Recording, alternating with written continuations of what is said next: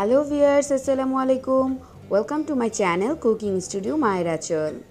বাংলাদেশে কটকটি নামটা কিন্তু খুব আগে থেকে প্রচলিত। বাংলাদেশে ছোট বড় যারা কটকটি চিনে থাকে তারা কটকটি খেতে পছন্দ করে না এমন মানুষ খুব কমই আছে। বাংলাদেশে বিভিন্ন ধরনের কটকটি পাওয়া যায়, আর সেই কটকটিগুলোর মধ্য থেকে আমি আপনাদেরকে আজকে একটি কটকটি রেসিপি তৈরি করে দেখাবো। আর যে কটকটিটা আমি আজকে তৈরি করে দেখাবো সেই কটকটিটা অ্যাকচুয়ালি অনেকে চাকি কটকটি বলে থাকে, অনেকে ময়দার কটকটি বলে থাকে। যাই হোক না কেন, এই কটকটিটা যে কতটা টেস্টি যারা খেয়েছে তারা নিশ্চয়ই জানে। আমার তো ভীষণ ভালো লাগে।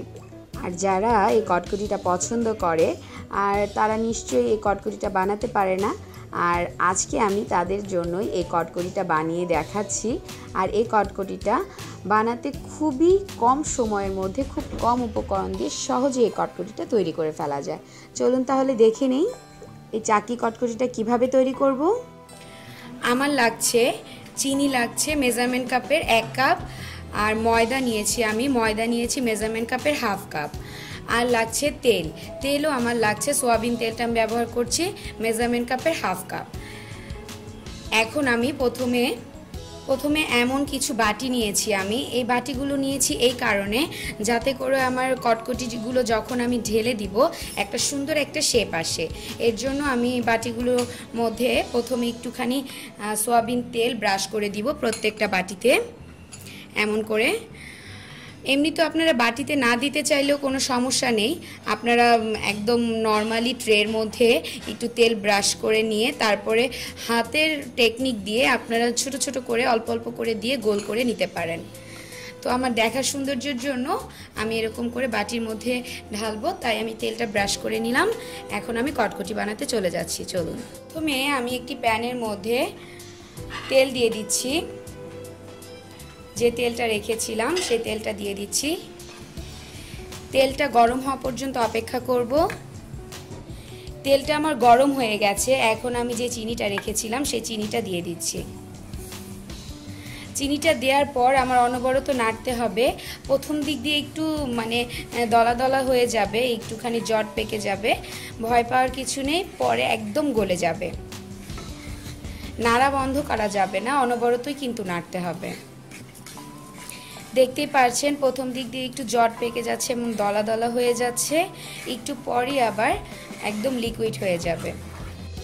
চিনিটা একদম আমার গলে এসেছে, দেখতেই পাচ্ছেন। আমি কিন্তু তেলের পরিমাণটা একটু বেশিই দিয়েছি, এই কটকটিটাতে একটু তেলের পরিমাণটা বেশি দিতে হয়। পরে তেলটা উঠে যাবে, তখন কটকটি হয়ে গেলে তেলটা উপরে ভেসে উঠবে, তেলটা আপনারা সরিয়ে নিতে পারবেন। আমার পুরোপুরি একদম চিনিগুলো গলে গেছে। আমি আরও একটুখানি চিনিটা গলিয়ে একটু কালার আসা পর্যন্ত অপেক্ষা করব। হালকা যখন একটু কালার চলে আসবে, কালার অলমোস্ট চলে এসেছে, আর একটু আমরা কালারটা আনার জন্য আর একটু নেড়ে নিব। হয়ে গেছে আমার, দেখতে পাচ্ছেন কেমন হয়েছে।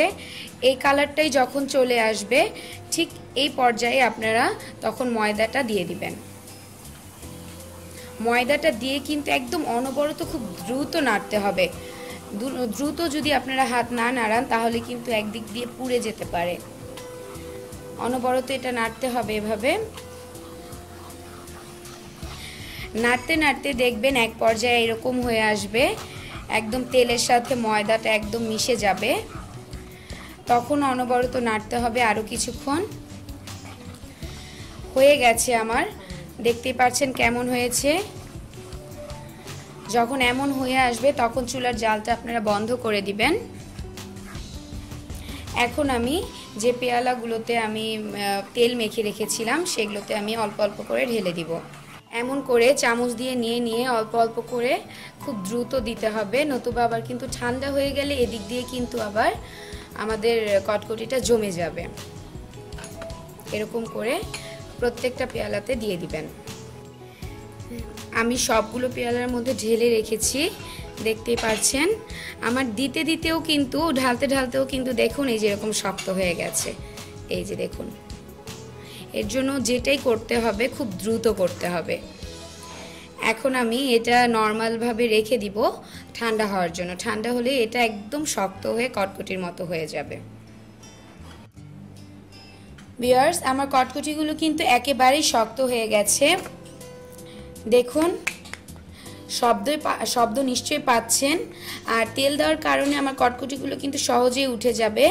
এই যে দেখুন, আমি জাস্ট একটা নাইফ দিয়ে এভাবে সাইড দিয়ে একটু গুঁতো দিলেই উঠে যাচ্ছে। দেখতে পাচ্ছেন কতটা শক্ত হয়েছে। আমার প্রত্যেকটা কটকটি কিন্তু আমি এভাবে উঠিয়ে নিব। তেল দেওয়ার কারণে এই কটকটিগুলোতে এমনিতেই উঠে যায়।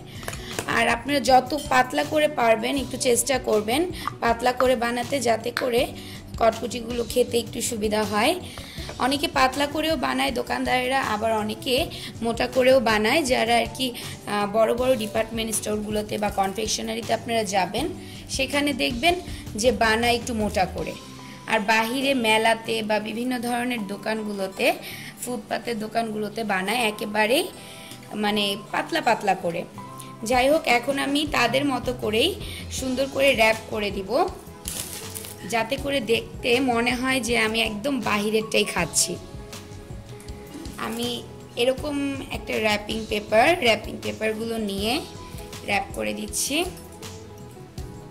জাস্ট এই যে একটা কটকটি নিয়ে এভাবে দিয়ে এর মধ্যে এভাবে র্যাপ করে দিব। র্যাপিংটা আমার একটু বড় হয়ে গেছে, সাইড থেকে আমি কেটে নিচ্ছি। এভাবে সাইড থেকে একটু কেটে নেবেন।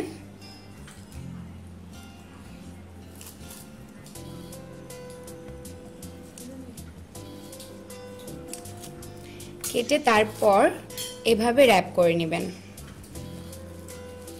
হয়ে গেল।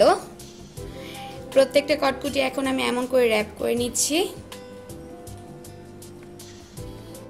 সবগুলো কটকটি আমার র্যাপ করা হয়ে গেল। এই কটকটিগুলো কিন্তু আগে শুধু মেলায় আর ফেরিওয়ালারা ফেরি করে বিক্রি করতো, আর এখন কিন্তু বিভিন্ন কনফেকশনারিগুলোতে আর ডিপার্টমেন্ট স্টোরগুলোতেও দেখা যায়। যাই হোক, কেনা জিনিস তো কেনাই, আর বাসায় তৈরি করার জিনিসটা কিন্তু মজাই আলাদা। তাহলে আমার রেসিপিটা ফলো করে ঝটপট তৈরি করে ফেলুন। আর দেখলেন তো কত সহজে, কত কম উপকরণ দিয়ে আমি এই কটকটিটা তৈরি করে ফেললাম। এখন আর খুঁজে খুঁজে এই কটকটিটার স্বাদ নিতে হবে না আপনাদের। ঝটপট বাসায় তৈরি করে ফেলতে পারবেন। আর ভালো লাগলে অবশ্যই আমাকে লাইক দিবেন, সাবস্ক্রাইব করতে কিন্তু ভুলবেন না। আর অন্যান্য সোশ্যাল মিডিয়াগুলোতে আমাকে অবশ্যই শেয়ার করবেন। আজ তাহলে এখানে বিদায় নিচ্ছি, দেখা হচ্ছে পরবর্তী পর্বে। আল্লাহ হাফেজ।